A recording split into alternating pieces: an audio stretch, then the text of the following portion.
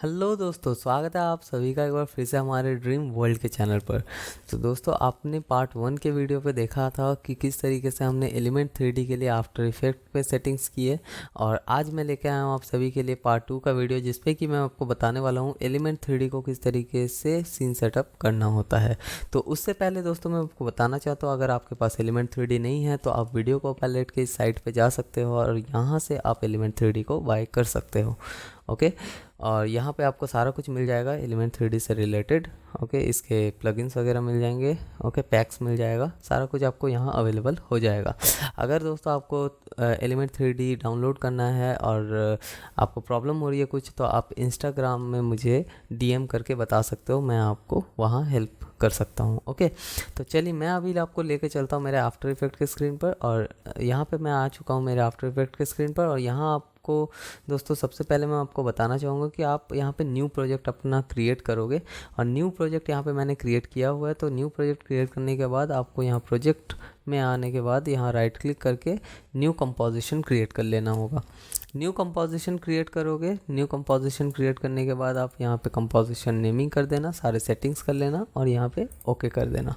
तो ये composition create करने के बाद हम टाइमलाइन पे आएंगे और टाइमलाइन पे आने के बाद यहाँ पे राइट क्लिक न्यू पे एक सॉलिड क्रिएट करेंगे। ओके, इसका शॉर्टकट है Ctrl+Y। तो आप चाहो तो यहाँ Ctrl+Y क्लिक करके भी सॉलिड क्रिएट कर सकते हो। यहाँ पे सॉलिड में भी आप चाहो तो रीनेम कर सकते हो और इसको मेक कॉम साइज करके हम ओके कर देंगे। ओके, अब इसके बाद मुझे इस पे एलिमेंट 3D का इफेक्ट अप्लाई करना है। तो एलिमेंट 3D का इफेक्ट को अप्लाई करने के लिए आप यहाँ इफेक्ट प्रीसेट पैनल में जाओगे और यहाँ से एलिमेंट सर्च कर लोगे। ओके, इस तरह से यहाँ पे एलिमेंट सर्च कर लोगे। सर्च करने के बाद आप एलिमेंट 3D के इफेक्ट को ड्रैग एंड ड्रॉप करोगे अपने लेयर पे।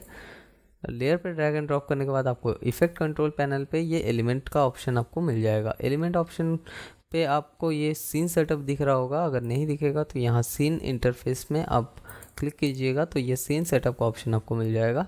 सीन सेटअप का ऑप्शन में जाओगे तो एक आपको एलिमेंट 3D का अलग विंडो आपको इस तरीके से मिल जाएगा।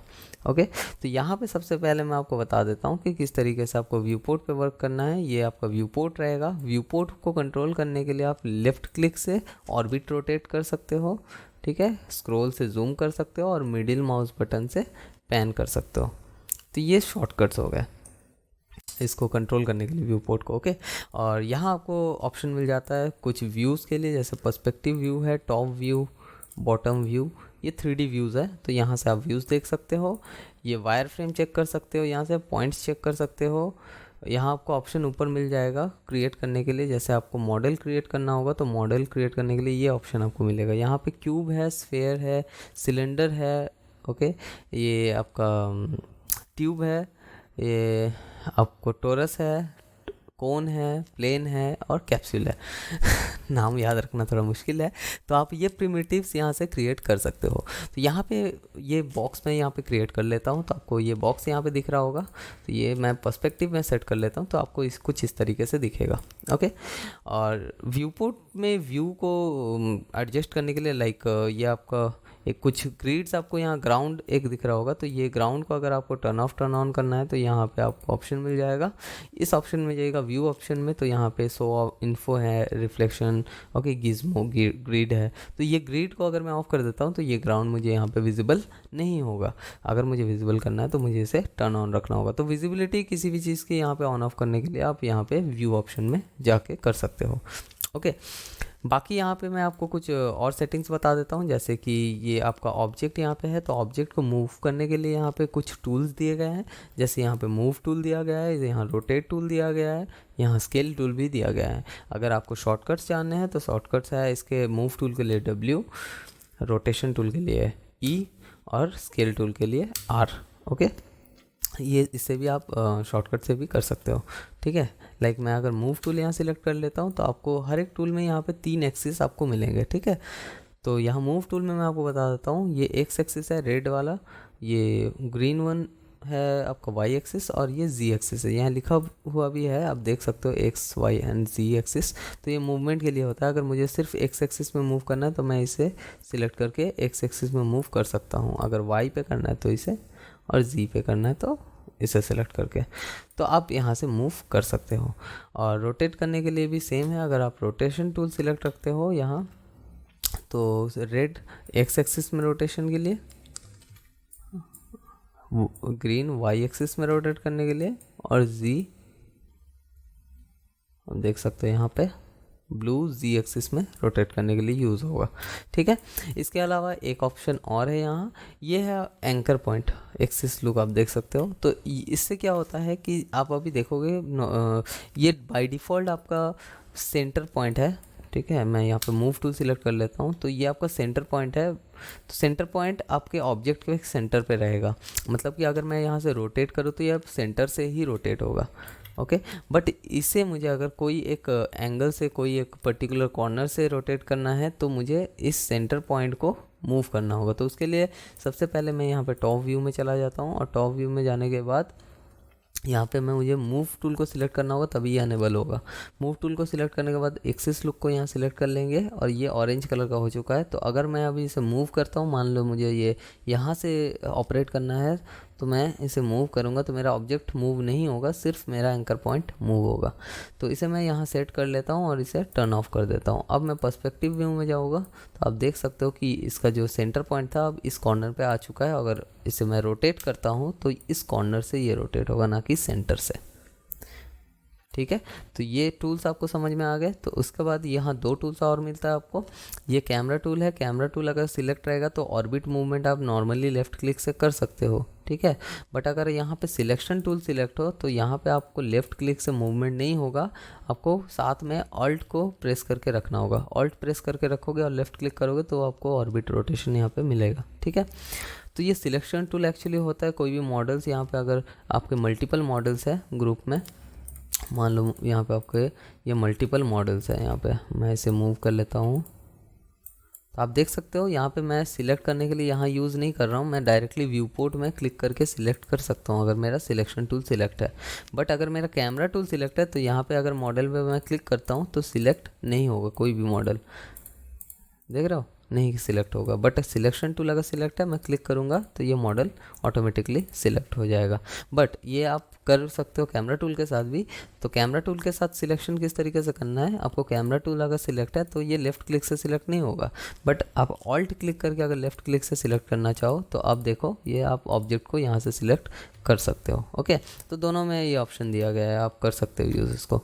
तो ये सिलेक्ट करने के बाद आप यहाँ से मूव कर दो। अब देखो यहाँ पे मल्टीपल ऑब्जेक्ट्स है, तो बस यही है, यहाँ पे सिलेक्ट करने के लिए आप इसका यूज़ कर सकते हो। उसके बाद यहाँ पे कुछ लाइट ऑप्शंस है, यहाँ पे लाइटिंग्स इसके चेंज कर सकते हो, अलग अलग ऑप्शन दिए गए हैं। ठीक है, अलग अलग एनवायरनमेंट के लिए अगर आप चेंज करना चाहो तो यहाँ से लाइट को चेंज कर सकते हो। ये बाय डिफ़ॉल्ट बेसिक में ही रहता है। और ये मैंने व्यू ऑप्शन तो आपको बता दिया। और ये है आपका फोकस, लाइक अगर सेंटर, आपको कोई भी ऑब्जेक्ट को सेंटर में सेट करना है, लाइक मुझे ये ऑब्जेक्ट मेरा सिलेक्ट है और मुझे सेंटर में देखना, तो इसे क्लिक करूँगा तो ये इस पर फोकस हो जाएगा। कोई दूसरा ऑब्जेक्ट सिलेक्ट है और मैं क्लिक करूँगा तो उस पर फोकस हो जाएगा। तो जो भी ऑब्जेक्ट आपका सिलेक्ट है ये फोकस डायरेक्टली उस ऑब्जेक्ट पे ला देगा। ओके, यहाँ पे मैं बात करूँ तो दोस्तों सीन आपको कुछ सेटअप्स मिल जाएंगे जिसमें आपको कुछ ग्रुप्स मिलेंगे यहाँ। तो ग्रुप टोटली यहाँ पे आप मल्टीपल ग्रुप्स क्रिएट कर सकते हो, बट आप इंडिविजुअली अगर ग्रुप्स क्रिएट कर रहे हो यहाँ पे तो टोटल 5 ग्रुप ही क्रिएट कर सकते हो। आप यहाँ पे ग्रुप नंबरिंग को देखोगे तो यहाँ टोटल 5 ही ऑप्शन है आपको अलग अलग ग्रुप्स क्रिएट करने के लिए। अब अलग अलग ग्रुप्स क्यों क्रिएट करते हैं और इसका बेनिफिट क्या है ये मैं आपको आगे बताऊँगा। ये थोड़ा एडवांस लेवल में है, बट यहाँ पर अगर बेसिक लेवल में आपको बताऊँ तो यहाँ पर आप ग्रुप्स के बारे में और ऑब्जेक्ट्स के बारे में ही जानोगे अभी। तो यहाँ पे आप ग्रुप अगर एक बना लिए, इसके अंदर आप मल्टीपल ऑब्जेक्ट को स्टोर रख सकते हो। जैसे कि यहाँ आप देख सकते हो मेरा 4 मॉडल यहाँ पे एक ग्रुप के अंदर में है। तो अगर मैं डायरेक्टली इस ग्रुप को यहाँ से स्विच ऑफ कर दूँ तो सारे मॉडल्स हाइड हो जाएंगे। बट अगर मुझे कोई इंडिविजुअल मॉडल्स को यहाँ से हाइड करना है तो मुझे यहाँ पे इंडिविजुअली सबको टर्न ऑफ करना पड़ेगा। ठीक है, पास में ही आपको एक क्रॉस का ऑप्शन मिल रहा होगा, तो ये डिलीट करने के लिए होता है। अगर कोई पर्टिकुलर ऑब्जेक्ट को आपको डिलीट करना है तो आप सिंपली उसे सिलेक्ट करके डिलीट बटन का भी यूज़ कर सकते हो, या फिर यहाँ से भी आप डिलीट कर सकते हो। ओके, तो यहाँ अगर आपको न्यू ग्रुप क्रिएट करना है तो आप ये न्यू ग्रुप का ऑप्शन में जा सकते हो, न्यू ग्रुप फोल्डर में, और यहाँ पे क्लिक करके आप एक ग्रुप बना भी सकते हो। और इस ग्रुप के अंदर अगर आपको कोई मॉडल्स को ऐड करना है तो मान लीजिए ये मॉडल्स है, मुझे मल्टीपल सिलेक्ट करना होगा पहले मॉडल्स को, उसके बाद इस पर ड्रैग एंड ड्रॉप करना होगा। तो मल्टीपल सिलेक्शन के लिए मैं यहाँ पे शिफ्ट प्रेस करके यहाँ पे क्लिक करूँगा मॉडल्स पे, देखो शिफ्ट प्रेस करके मॉडल्स पे क्लिक करूँगा तो ये मल्टीपल सिलेक्ट हो जाएगा मॉडल्स, और इसे ड्रैग करके जस्ट मुझे इस ग्रुप के अंदर ड्रैग कर देना होगा। तो अब सारे मॉडल्स इस ग्रुप के अंदर आ चुके हैं, ठीक है। सेम अगर मुझे ग्रुप के बाहर लाना है तो मुझे मल्टीपल सिलेक्ट करके इसे जस्ट ड्रैग करके यहाँ ग्रुप के बाहर ड्रॉप कर देना होगा। तो अब ये बाहर आ चुका है, बट देखो ये सिर्फ इस ग्रुप के नहीं, इस ग्रुप के भी बाहर आ चुके हैं, ठीक है। तो मुझे फिर से इसे ड्रैग करना होगा। ओके, अब यहाँ पे एक चीज़ ध्यान रखिएगा, यहाँ पे मल्टीपल आपका सिलेक्ट नहीं होगा क्योंकि ग्रुप के बाहर है। अगर एक ग्रुप के अंदर रहेगा तभी आप शिफ्ट के साथ मल्टीपल सिलेक्शन कर सकते हो, बट देखो यहाँ पे मल्टीपल सिलेक्शन नहीं होगा। यहाँ पे मुझे इंडिविजुअली सबको सिलेक्ट करके ड्रैग एंड ड्रॉप करना पड़ेगा, ठीक है। तो ये ग्रुप सेटअप्स कुछ हो गए। यहाँ पे नीचे आपको कुछ यहाँ पे ग्रुप फोल्डर के ऑप्शंस मिल जाएंगे, कुछ ऑब्जेक्ट्स के ऑप्शंस मिल जाएंगे। आप जो भी सिलेक्ट करोगे उसके यहाँ पे सेटिंग्स आपको मिल जाएगा। जो भी आपको सेटिंग करना होगा उस ऑब्जेक्ट से रिलेटेड या उस ग्रुप से रिलेटेड या फिर उसके मटेरियल से रिलेटेड, जो भी आप सिलेक्ट करोगे यहाँ पे ऑप्शंस उसी का ओपन होगा। जैसे मटेरियल सिलेक्ट है तो मटेरियल का ऑप्शन, मॉडल सिलेक्ट है तो मॉडल का ऑप्शन, या ग्रुप सिलेक्ट है तो ग्रुप का ऑप्शन यहाँ पे ओपन हो जाएगा। तो आप ये सेटिंग यहाँ से कर सकते हो। ये सेटिंग किस तरीके से करना है ये मैं आपको बताने वाला हूँ आगे के वीडियो में। तो आज का हमारा बेसिक टॉपिक यही था, सीन सेटअप करना। तो आई होप कि आपने सीन सेटअप करना यहाँ पे सीख लिया होगा, और नेक्स्ट वीडियो में मैं आपको बताऊंगा कि किस तरीके से आप मॉडल्स को इंपोर्ट करोगे एलिमेंट 3D में, और किस तरीके से आप मॉडल्स के एनिमेशन को एलिमेंट 3D में इंपोर्ट करके लाओगे। ओके, तो आज के लिए दोस्तों इतना ही। अगर आपको वीडियो पसंद आ रहा है, अगर आपको मेरे सेशंस पसंद आ रहे हैं तो वीडियो को लाइक कीजिए, चैनल को सब्सक्राइब कीजिए और वीडियो को ज़रूर शेयर करिए अपने फ्रेंड्स के साथ। तो दोस्तों मैं मिलता हूँ आपको पार्ट 3 के वीडियो में, तब तक के लिए बाय बाय।